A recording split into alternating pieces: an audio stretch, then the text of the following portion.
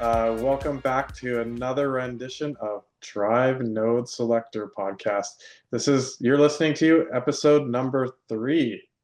And on today's episode, we'll be talking about a couple of different topics. Firstly, we'll be talking about cars we found in the wild, marketplace postings, what our car needed this month, and finally, we'll be configuring a car for each of our co-hosts. Since it's not been mentioned already, I am one of your co-hosts, Scott, and this is my And other I'm co-host, Jonathan. Yeah. who is And very, go very, ahead. very far away from me. Yes. We're in different As places you right can, yeah, as you can see, we're not in the same country. I'm now. actually in Switzerland on the Swiss-Italian border right now, concluding a vacation trip. Very So, nice. Very nice. And before Switzerland, where were you? yeah, we spent a week and a half in Italy. We flew into Venice, went through Maranello, which is famous for a variety of reasons. Um, or we went to Bologna, then Maranello, and now up to Ponte Tresa in the Swiss-Italian border. So yeah, it's been a very interesting few weeks, a very cultural experience, and yeah, first time in Italy, seeing, first time in Switzerland, and there's been a lot of there's been a lot of car spotting at this end. Um, and yeah, I think I'm thinking it may even be worth doing a little special episode. I might just put out a little special episode with a few of the additional car highlights that we've had here. Nice. That sounds pretty good. Tell us what cars have you seen in the wild? Well, let me tell you, stuff we do not have at home. There are so many small, gutless Euro egg cars here. Like B segment, all hail the super mini. There's yeah, there's a lot of small, bizarre looking cars with small engines roaming around freely here. Um, there's I've seen a few cars that we have at home. I've Hmm. seen a surprising number of Jeep Renegades, like because of the connection with Fiat. Like they're all under the Stellantis umbrella. I'm pretty sure they just pop a 1 liter in the Renegade and say, "Hey, look, it's basically a Fiat but bigger," and people gobble them up. There's so many, even in Switzerland. So that was a surprise. I haven't seen so many Hondas. It's interesting. I think I've seen Hmm. one new Civic in Bologna the whole trip. I was expecting to see more, but man, the Civic looks big next to some of the Citroen C2, like C3. I think I've seen every C series, C1 through 6, um, here. Yeah, I mean, obviously, there's all the French cars that we don't get. There's all of the Volkswagen sub brands that we don't get, Skoda and Seat. But I'll highlight a few cars that I've seen that were wonderful and interesting. Sure. The first is our rental car. We got it. It was my goal, it was my dream to get Fiat Panda, and we did it. We have I'm not sure the exact year, but the it's definitely at least 2020 or newer. It is a mild hybrid. We have a 1 liter 3-cylinder with a belt-driven um, starter generator unit, and it's a manual. We have a 6-speed manual mild hybrid with a 48-volt system, and it is completely gutless, 69 Nice. horsepower, but it's great. It's so super fun, and I wish we had more of those in North America. It's the yeah, and we've seen So it's just yeah. staying on that thought for a moment. We've talked about the Fiat Panda before, in previous. Explain to the Mhm. viewers, what is it that you like about Fiat Panda? What is Oh yeah. its yeah. Like at first glance, it's a quirky looking car. Like, you know, when people think of Italian stuff, they'll think, oh, Italian food, style, you know, like cool history or music, you know. The other thing about Italians is that they're so quirky and charming also. They just like have this slightly other way of doing things, and they're also they're also very practical, um, and historically like very industrious. And the Panda fits that mold. It's a very um, it's just good cheap transportation. First off, and between it came out in 1980. They're only in their third generation. If it was a North American market car, it would be already in its sixth generation, major revisions all the time. Like Oh yeah. it only changes when it's necessary to change. It doesn't force change on its customers. And I'm pretty sure it's the best selling car in Italy. Um, Probably because it is a cheap car. Um, I like the average Italian, I doubt would have as much money as the average North American. Um, and I mean, but at the same time, maybe the living costs would be lower. But the all that to say, the Panda fits so well. It is small, but it has four doors. We had five adults in the car at one point. Like you think my Suzuki is like, oh, the Suzuki's kind of small. It's like, no, this is smaller, and we still fit five adults in the car. Like it wasn't like you wouldn't want to do that for like an hour road trip, but for like 20 minutes, no problem. And then four adults all day. There's headroom. It's fine. Like you have enough room.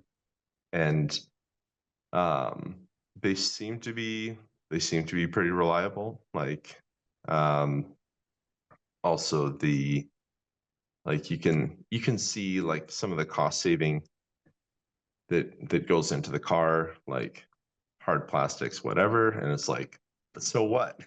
Right? Like it you don't these are things we don't necessarily need. They're just things we want. And so the car fits yeah, it just does its job so well as like transportation. And I don't know how they did it, but like the trunk space is like so generous for such a small car. Like we've been piling bags in there, and like we haven't run out of room, even for four adults with their luggage. So it's and as low power as it is, if you just like floor it and use all the revs, you can merge on the highway. Like we're and we when we were traveling here, we drove for like a couple hours. We're holding 130, no problem. It's not that loud on the highway. So it's like, this is like really not bad. You know, you're not going to like overtake people, but it's perfectly adequate transportation. And you can tell that there's pride in the car. And um, yeah, the styling is fun. It's really fun. People think it's cute. And yeah, but that cuteness doesn't get in the way of practicality. It is ultimately a very practical car. So Hmm. Awesome. Yeah, good to hear that perspective. yeah, Yeah, I feel like there's not a lot of this type of cars in North America. Everything is big here, right? everything's big. So, yeah, cool. Anyway, on to the next one. What else? Tell us, what else have you seen? Oh man. Well, I'm gonna switch to the other end of the Italian spectrum, where the first night we were in Maranello, um, we yeah we did some cool stuff. We rented a Ferrari. That was always fun. But we're looking for a parking space, and we see these signs in Italian saying no parking after 4:30. We're like, okay, what's going on? And someone told us, oh, it's red night. Like, okay, what's red night? It's the one night a year Ferrari puts on a big event. And this year they're opening up the street through the factory area, like through the Ferrari property, where every single race car, every single road car in all of Ferrari history has been made, and Oh, yeah, it was incredible. So I saw a lot of Ferraris. It was basically a street festival. Um, they closed down roads, and they had a huge lineup of road cars.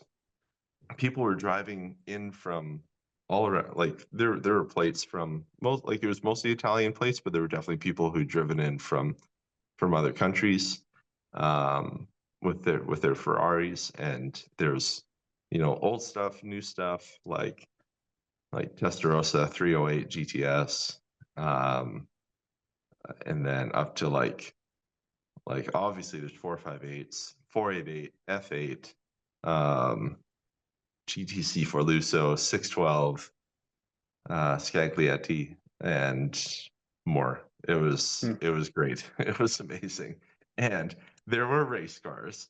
So we had, I think there's four.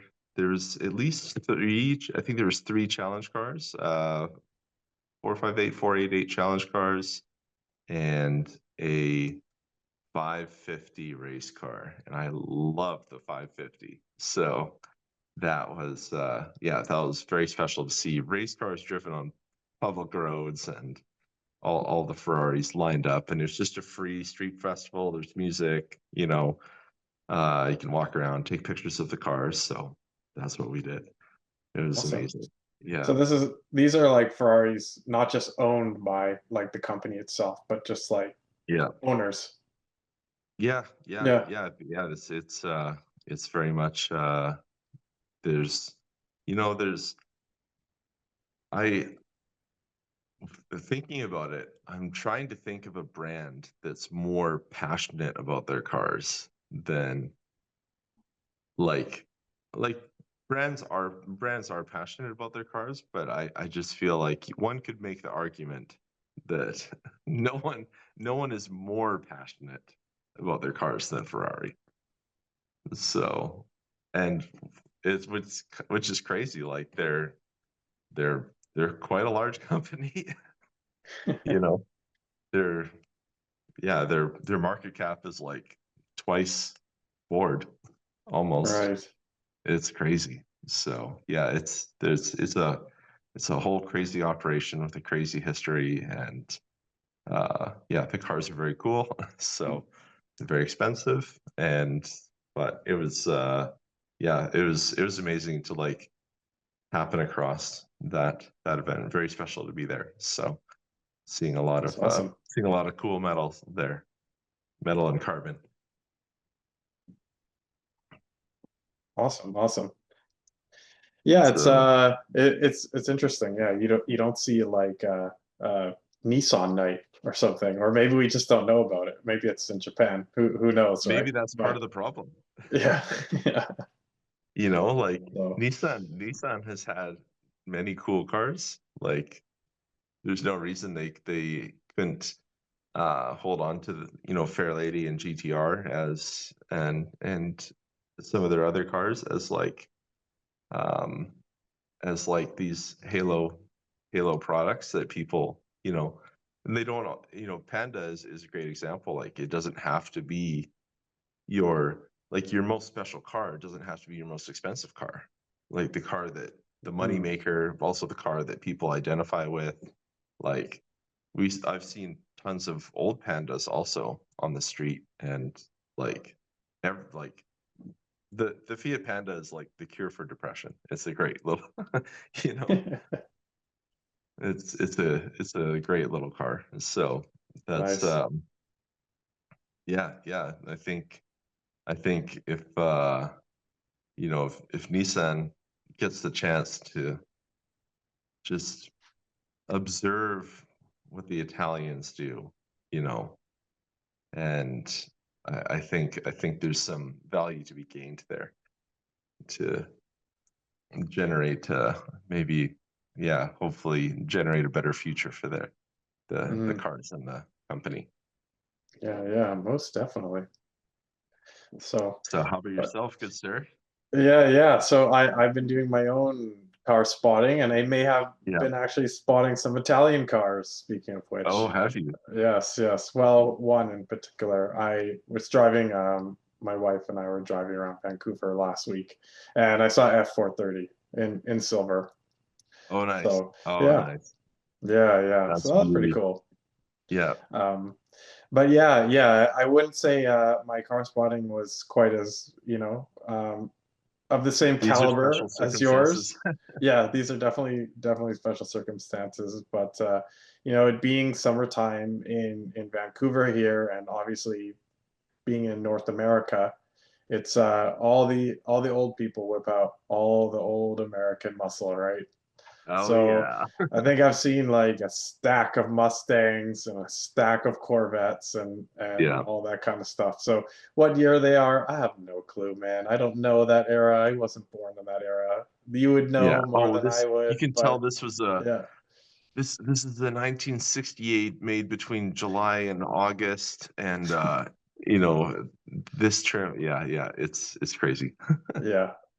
So yeah, no clue on those. And other than that, yeah, I did see two Lotuses, both an Evora and an Elise.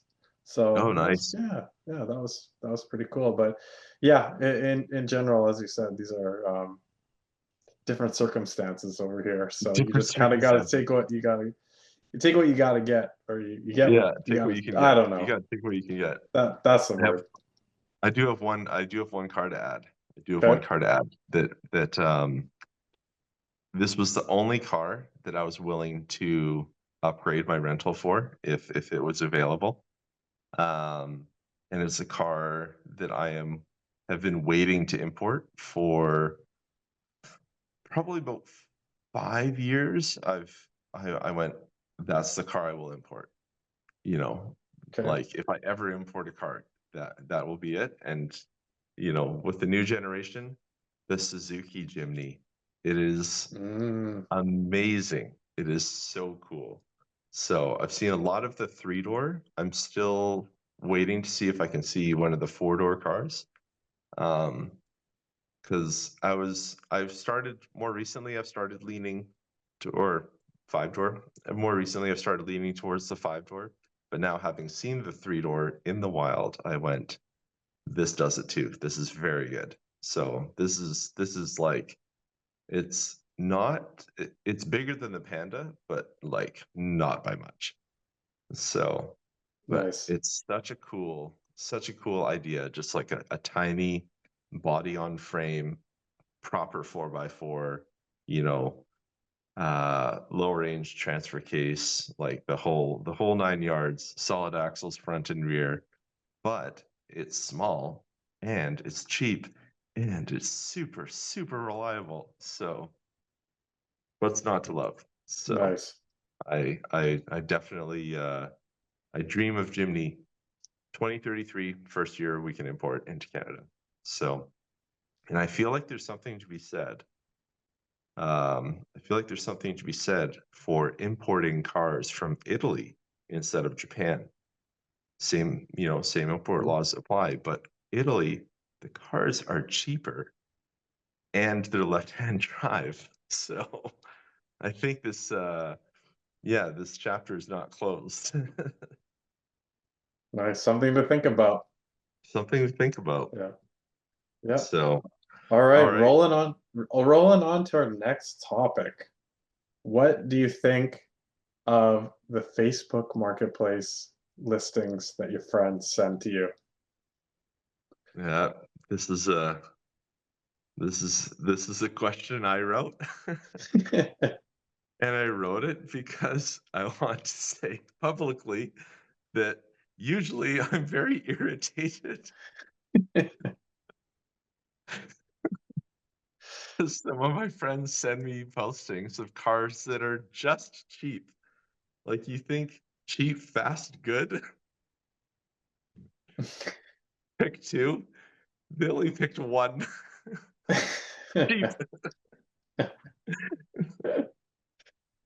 So, yeah, so I got that out of my system just to openly complain to do better when you're looking through Facebook Marketplace. I do I have had like on my recent car search though. So that aside, not everyone sends me bad listings. Um, but that aside, um, on my recent car search, I was when I was looking for uh, what turned into the Mustang. Um, I did have it was interesting to see like the Mustang fans creep out of the woodwork a little bit, like someone my wife works with, like someone from somewhere else was like they were like kind of getting in on the action and sending me Mustang ads. And I'm like, oh yeah, cool, I've seen that one. I've seen that one. So it was nice confirmation. Hmm. Um, it was nice confirmation to see like, okay, like people who've been like looking at Mustangs for a long time, they're seeing these same ads and they're like, hey, go for that. That's a good deal, you know, or whatever. um, and and even one of my other friends was sending me like ads that were like along the same train of thought but different cars. So it would be like the Firebird, right? WS6. He found a great deal for like a yellow WS6, like just the base model, but still a V8. And I'm like, you know what? I'm not going to buy that car, but that's a perfect example of like the reasonable alternative. So it can be very good. But yeah, there's something about there's something about the ads that some people some of my other friends send me. I'm just like, dude, why? Like I don't like C4 Corvettes. Stop sending me C4 Corvettes. I don't Yeah, care. it's almost like someone is trying to suggest their own taste onto you or something, and you're like, they like C4 Corvette, so therefore you must, or like, Or like it's almost like I think what it is like some say I mean some people just like quirky cars are fun, so people find quirky cars and send it to you. And then mhm, like usually there's a rational reason to not get that car, but sometimes it's still okay. So like a friend of mine sent me a TSX, an Acura TSX wagon. And I was like, mhm. that's cool. We don't have those, but it's all Honda parts. You could service it. The thing the thing with that particular car is like, okay, I take the car and I go and look up the specs and I'm like, man, this thing is like it's a bit heavy for like a TSX. Why is it so heavy? It only has a 5-speed auto. And I was just like, man, like you just get in a cord. It'll whip that thing around any day of the week and it'll be Mhm. like, yeah, it's just like a better car. Like maybe there's a reason they don't sell the TSX wagon anymore. And it's like it's disappointing for me. Like I think the TSX wagon looks amazing, but you know I go and look at the specs and what's offered, and it's like, well, it's kind of slow. It's kind of heavy. Like the weight got me. I just wish it was like 300 pounds lighter, and I think it would have been okay. And it had Mm-hmm. one more speed in the transmission. If it was 6 speed, I mean, ideal. I want a manual, whatever. But some people, if they want auto, if that had the 10-speed box, like the modern 10-speed box that Honda has, lights out, great car, you know, and 200 pounds lighter. So, yeah. How about yourself? Yeah. For me, I don't feel like I really have a lot of the same pain of Facebook Marketplace ads that you do, but I guess not enough people are sending me Facebook ads. I don't know what it is, but like, I Yeah. think you're someone who sends me a lot of ads, and I think for me, I'm never like disgusted by them or anything. I'm like, I know who you are. We've been friends for a long time. You're like a practical guy. You're sending me like practical cars, like, I'm looking for like a new economy car. So like here's something practical, right? And I'm like, yeah, okay. Some of them I'm like, sure. I probably can't see myself driving it, but I'm not repulsed, I should say, right? Yeah. Um, but yeah, I don't really, you know, I don't have anybody sending me like wild cars like, oh yeah, you should buy this thing, and it's like totally impractical and like a maintenance nightmare, right? Like go buy this Yeah. BMW M3 that's, you know, It's 20 years old clapped or out. Yeah. yeah, Yeah. exactly. Exactly. They're So like, oh, yeah, like BMW M3, but it's like slammed and you know, uh, has like 400,000 K. They're like, yeah. engine makes ticking noise, needs coolant system, uh, doesn't start, 15 grand. Is this a good deal? No, it's not.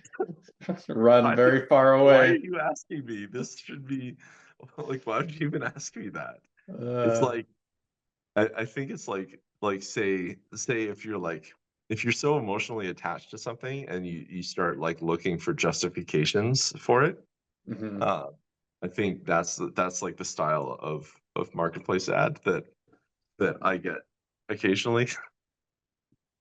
right. So, but well, I'm glad to hear that that the ads the listings that I send you are like largely reasonable, which Hmm. is always my intention. That it's Yeah. like not, yeah, yeah. That it's, Yeah.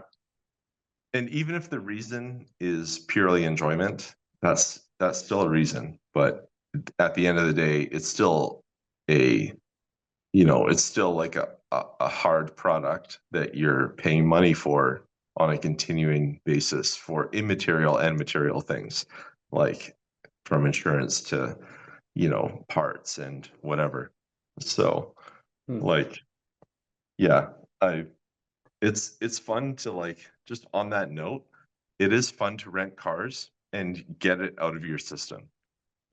Like you rent a car and you just go and you think, give yourself a day to think about it objectively and just be like, okay, but did I actually like that? And did I like it for the amount of money it would cost to buy that car? And like, man, I've got a Hmm. lot of cars out of my system. Um, like my we should actually do an episode on this, like kryptonite cars. Yeah. So like, Yeah. there's one car in particular where it's like I've seen listings for them. I've almost gone for it. I've been close, and I've like talked myself back off the edge. I've driven the ultimate version of this car and was disappointed Hmm. overall. I wasn't disappointed by everything. Parts of it were totally amazing, totally stacked up. But this is a car I love, and it's a car I will never own. It is the E39 M5. I think it's totally Hmm. overrated. It is totally overpriced. Like, not even. They look amazing. They sound amazing. They have the power. They ride amazing. The brakes are crap. The interior is pretty bad. The seats don't make sense. Like, and there's a few other things. And the steering is terrible. like like I mean, it's tight, but that's it. It's not like a super dynamic car. So, and it could Nice. use like a little extra power, maybe. I wound it out. Like it's fine. So, but I almost went for an E28i M Sport. So it's like the E39 exterior or the M5 exterior on the E28 with upgraded suspension brakes and the better steering box, which that would I would need that, you know. Um, but yeah, it was like 18 grand. It was black, it was beautiful. It was and I just like I my wife will tell you I had a bit of an emotional crisis of like wanting to buy it and then like we weren't ready to buy it. But yeah, no, never, never. Yeah, it's one of those cars that's like captivating. It's like it sounds nice on paper to own, but like when you really get Yeah. down to it, it just doesn't make sense. So So, ownership is so bad. Like yeah. I've been on the forums, they sound like such headaches. If you're up for it and you really love the car, like if you've like heard everything I've said and you're like, I still want it, do it. You know, do it. Like Mhm. I think if someone loved the car more than I did and really dreamed of owning it, like and they're like, yeah, I am capable of paying for all those things and that doesn't matter so much to me. If that's you, like do it. You'll regret not doing it, you know. But for me, I will not regret not buying that car, flat out, and I Yeah. know that about myself. So that's Your that's wallet important to know. your wallet will be happier too. So I've watched Yeah, enough so M539 restorations to realize how expensive some of yeah, those parts are. Like, oh gosh, yeah, $500 for this plastic? yeah. Yikes. Yeah. Yeah, like 3D printing should be there, but man, I do not see people throwing large 3D printed parts in their cars. They're still looking for the originals. And I'm like, Mhm. guys, like this has got to change. It's a lot of money for plastic. So yeah, that's like so no more, don't send me any listings for M5s. I'll I'll probably at a minimum I'll complain, but I might just tell you that you're dumb. All right, noted. Yeah, And to anyone out there. And no C4 Corvettes, so I don't want one. well, a little while back there, you mentioned the word parts. Let's make that a segue into our next topic. Oh, What, good segue. yes, what did your car need this month? Okay. Okay. What did your car need this month? So my car, I took the opportunity to drop my 2002 Mustang GT uh, off at a independent mechanic that was had good ratings and was recommended, like confirmed several times by coworkers and random people at car shows that this is a good mechanic. So like, okay, let's do it. So my car is in for service at this place, and um, I know I know my car needs tires and suspension and something with brakes and some of the other stuff. So a lot of it wasn't surprising. But what I did was I had an inspection. We did a smoke test of the intake, and we did a coolant leak down check and hydrocarbon check. So thankfully, my head gaskets are intact. So Very that good. was like there was a small chance that there may have been an issue there because my car was going through coolant, couldn't figure out why. There were some drips, but it seemed a little bit disproportionate. But I did a couple things, and now the coolant leaks have stopped, but they've kind of stopped on their own also. But and they did a leak down, all good. So I think we're good with the coolant system. And my car puked in your driveway. Mm-hmm. That was surprising. Just going around the block and it really puked in your driveway. So I think it was just a combination of things. The system at the time was not holding pressure, and I probably had a giant air bubble in there. And so the boiling point comes way down. If you can't hold pressure, and then it boils, and then it starts going out wherever it can, and it heats up more than it should. So, yeah, so that doesn't need to be fixed, but I do need, like, I know some people block off their EGRs. I'm replacing mine. I'm paying a little bit more than I wish, but it's not so bad to replace my EGR valve. My left rear brake caliper needs to be replaced. Steering rack bushings are shot, and all struts, all tires. There's a few other things. Diff fluid, I might have an axle seal leaking, and I'm going to do an oil change and maybe use an oil additive to help a common engine rattle that the 4.6 has. So like yeah. I have all of the problems that this generation of Mustang has. Like, yeah. But I've also solved a bunch of them already. And that's the beauty of the car, is like, this service won't be cheap. But this service costs the same amount as one headlight for a Lotus Evora from a dealership, if you're not a Lotus member. So I'll leave that to the astute among us to figure out. Don't look at the price of headlights for my car. Pardon? I said, don't look at the price of headlights for my car. Oh Yeah. yeah. So yeah, that's this is really like, this is the secret sauce of the Mustang, is that it's cheap, and it's Yep. cheap to own. And really, like, the cars are, like, you might complain that they're unreliable, but it's like, compared to what?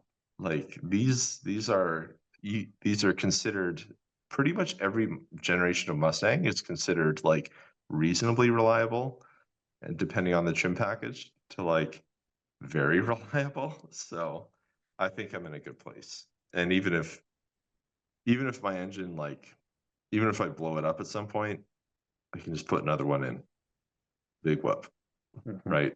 So yeah, that's what my car needs this month.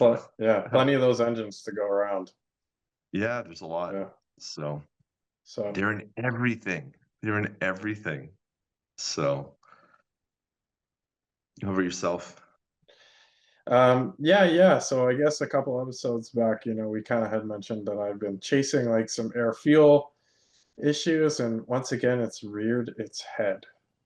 Yeah. So driving home from work, I think 2 weeks ago, and yeah, the thing just was dying at the light.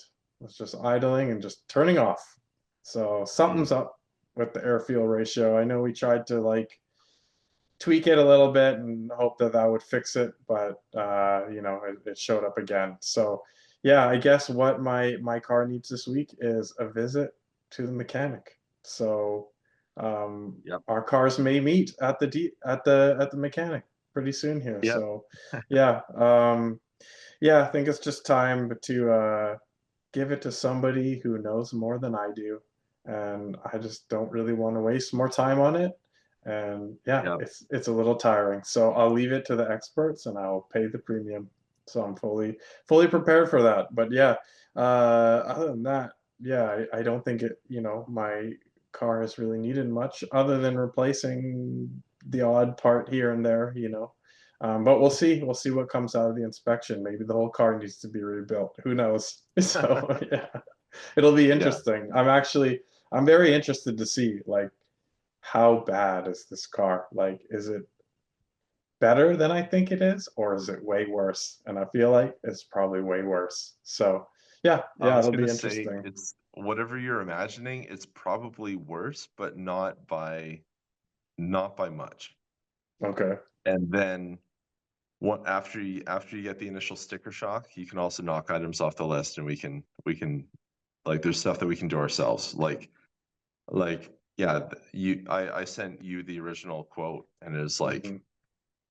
with like the oil change was a little bit like, I'm not paying that much for an oil change.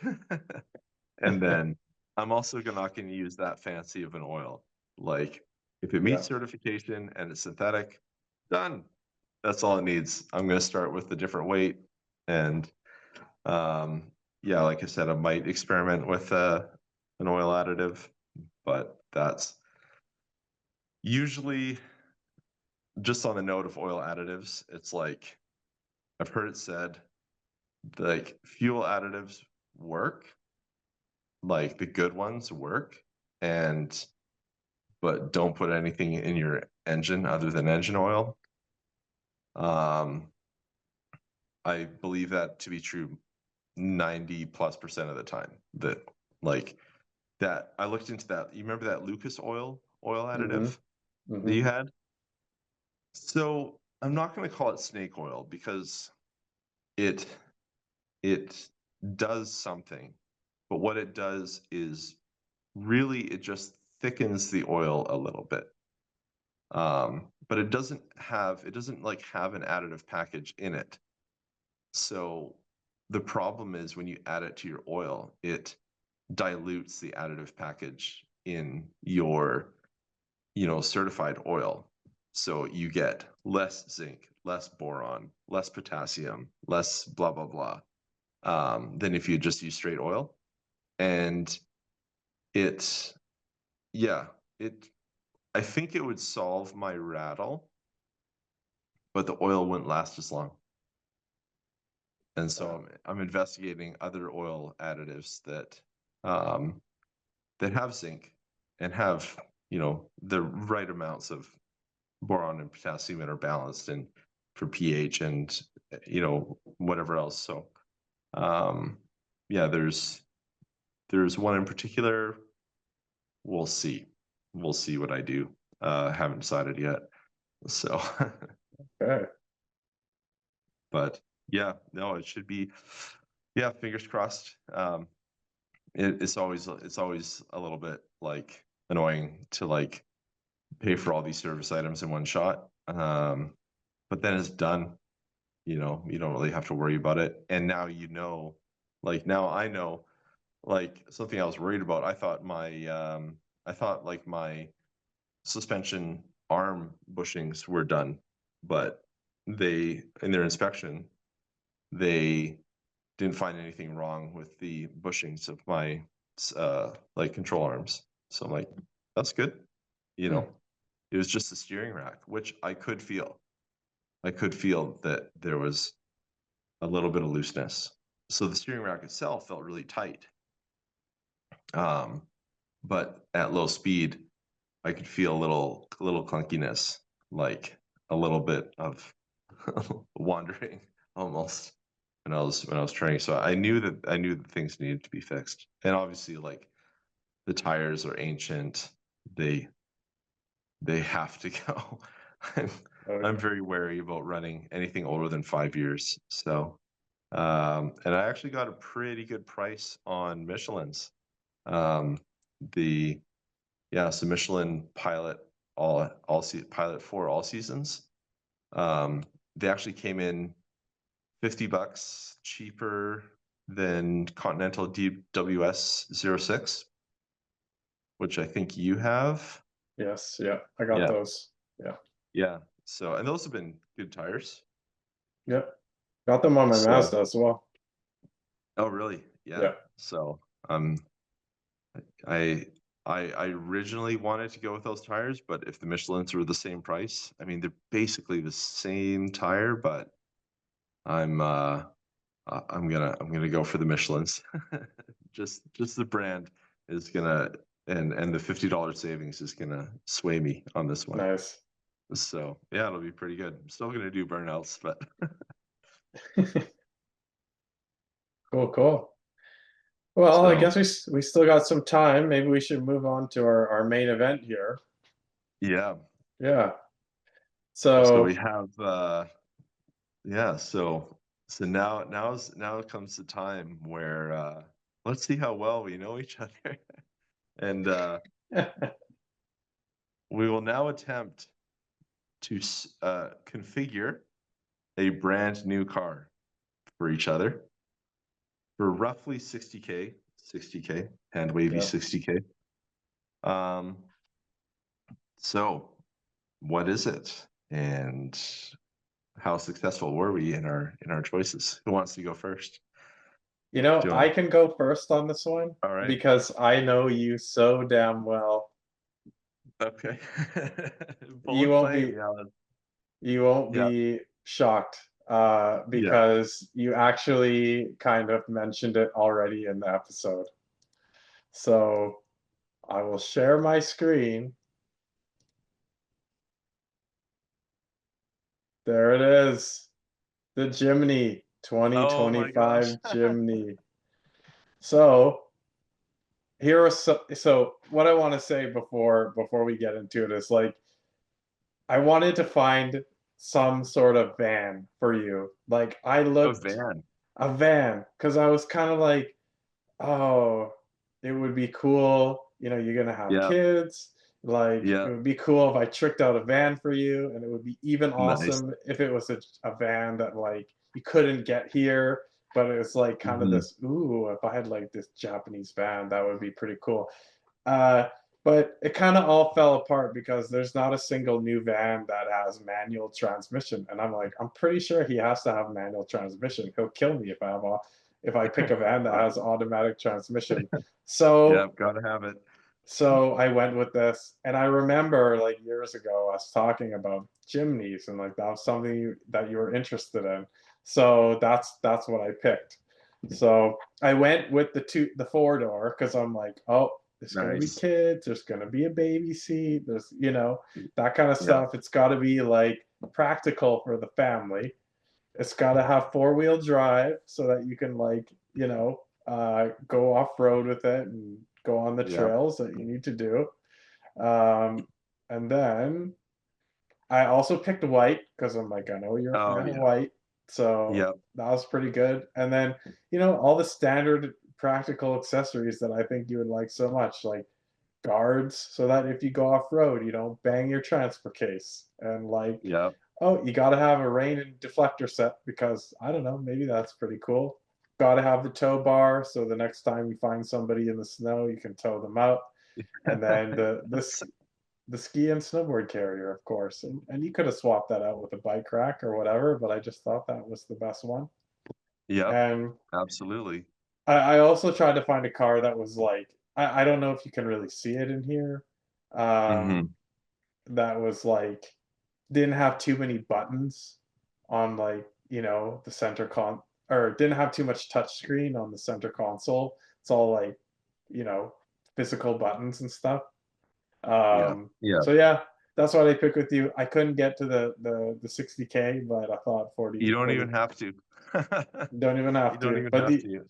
yeah, these are Aussie dollary dues. So that's about the same in CAD, I think. I think they're about 1 to 1. Um, So yeah, that's what I picked for you. And but yeah, the other thing was is like I tried to also look at some vans and dude, all the vans started like 55K basically base. It's like Yeah. there's nothing to do. There's no leg room, I guess you could say. When I'm only playing with like 5 grand. So Yeah. yeah. But yeah, Oh, that's that's that's amazing. what I picked. So I'm kind of stoked that you talked about Oh, it that's in the episode. this is a pleasant surprise for me Yeah. because yesterday I was thinking, I wonder what he'll pick. And then I thought to myself, how much does a new Mustang cost? So I actually went into the configurator Hmm. and I configured a Mustang and I was like, okay, you can get like you can get the V8 manual with the 373, like the performance package, in around 62. And like, someone in my mind, I was like, someone who kind of knows me would do this and it would be a good choice. But if you knew me better, you'd choose the GR Corolla, because I've Mm-hmm. driven a GR Corolla and I loved it. I loved it Nice. so much. But this is, the 5-door Jimny, that's ultimate, even if it was $30,000 and you dropped it in there for like a max fit 60K, it's like, yeah, that's still my dream car. Like, yeah, I just want one so bad. Nice. And we never, yeah, I guess we never qualified that statement by saying it had to be a Canadian market car. Yeah. So it's Free perfect. You reign. nailed Free it. reign. Yeah. You exceeded expectations. Well done. Thank you. Thank you. Yeah, I was playing around with those ones too. I was thinking like, yeah, GRERS, GR Corolla. I don't know. Then yeah, I kind of decided on this. So I'm glad Yeah, that I no, did. that's so But yeah, good. nice. So I wonder if I could send you I could probably send you a link actually, because I saved it. Okay. Yeah, I guess I could just share again and then Yeah, if you're maybe gonna screen share, let's do it yeah, like that. Why not? sure. Um, so I'll send this to you on WhatsApp. Okay.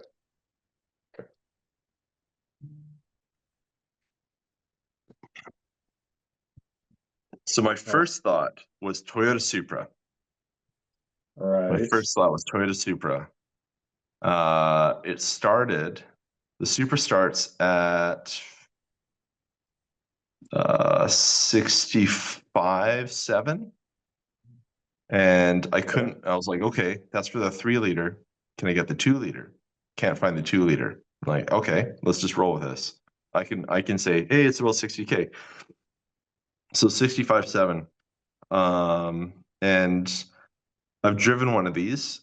The auto is good. I do like the ZF8 speed I like it more in the Alfa Romeo Giulia than the Supra, but you might like it. So I'm like, hey, you know what? Supra 3-liter automatic.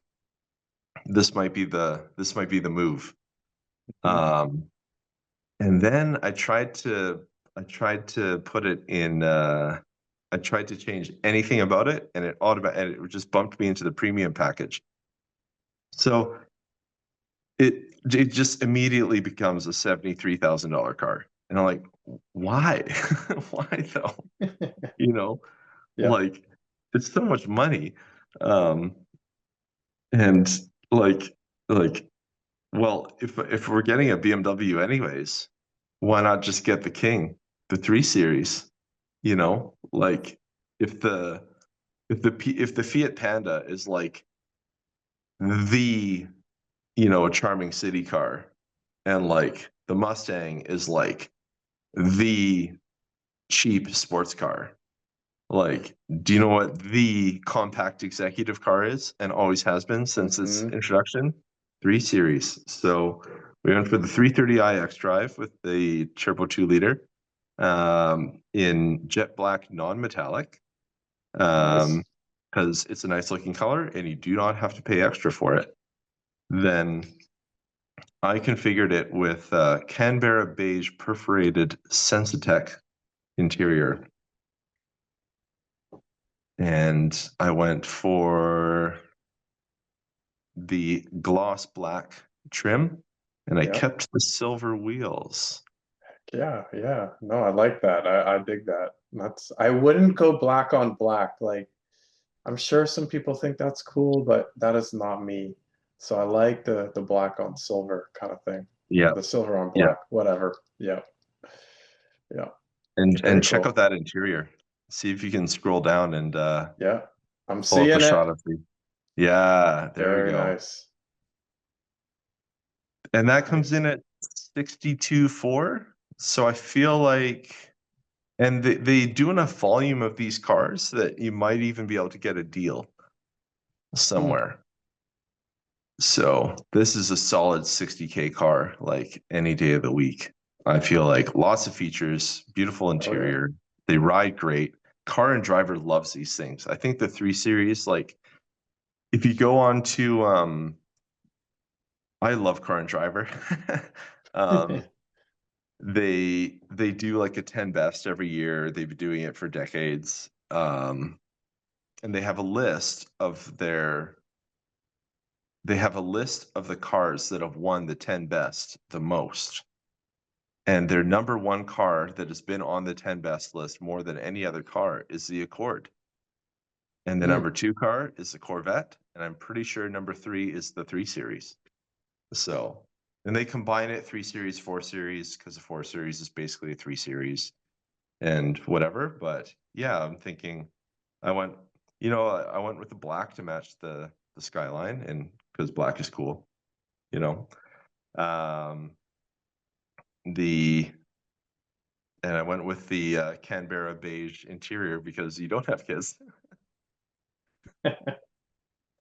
So, and I feel like that car maybe, I tried to get the M Sport spoiler on it, and like but it's just a lip. Like we can add that on afterwards, and I think it would look cool with maybe some blue calipers, you know.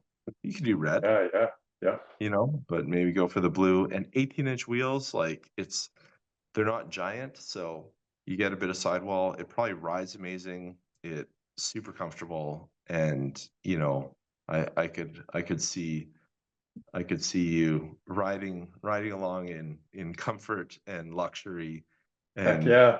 feeling happy. And it's Car and Driver also describes like that 255 horsepower engine as like definitely punching above its weight, and I think a lot of that comes from the transmission. I can say like our Accord, like, yeah, it hits pretty hard for what it Nice, nice. is.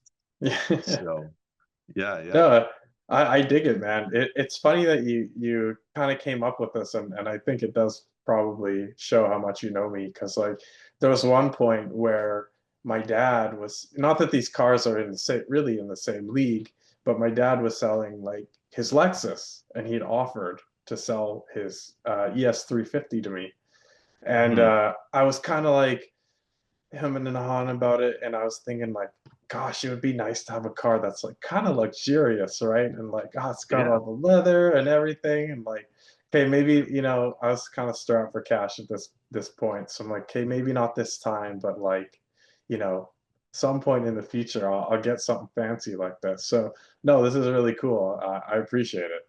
So yeah, nice. That was a Awesome. good exercise. Yeah. Yeah. Well, we can do it again at different price points Yeah. and see what Yeah. happens, Yeah. including marketplace ads and whatnot. So yeah, it's pretty cool. Dude, for Um, sure. I guess we can well maybe we can round this episode out with what's the next adventure we're having with our cars. Yeah, yeah, for sure. I think for me, once I get like all these air fuel ratio things, dude, I just want to take it on like a really nice long drive. I haven't taken the car on like a super long drive since, I don't know, maybe like 2020 or something like that. And I'm thinking Yeah. like, it'd be nice to do like Lytton Loop again, right? Like up to Yeah. Lytton, then back through Whistler and down through Vancouver and all that. And yeah, I think that would be like a really nice drive again. So that's what I'm Hmm. looking forward to in terms of driving. And then, yeah, I think like in terms of stuff I want to do to the car is like just want to like return the car back to its former glory. Like there's nothing more that I would love is to just see the car, you know, be stock again. Right now it's got the coilovers, it's got the big fat exhaust on it, and you've heard me talk about it. I'm not like a huge fan of those kinds of stuff, but I needed to do what I need to do at the time in order to get it drivable. But yeah, I think just slowly replace some parts like over time. So I think maybe if I got the money for it, the exhaust would be like kind of the next thing. Oh, really? So Yeah. yeah, yeah. That thing is just it's kind of rusting out a little bit, and it's looking sad. So I think it's Yeah, time for it to go.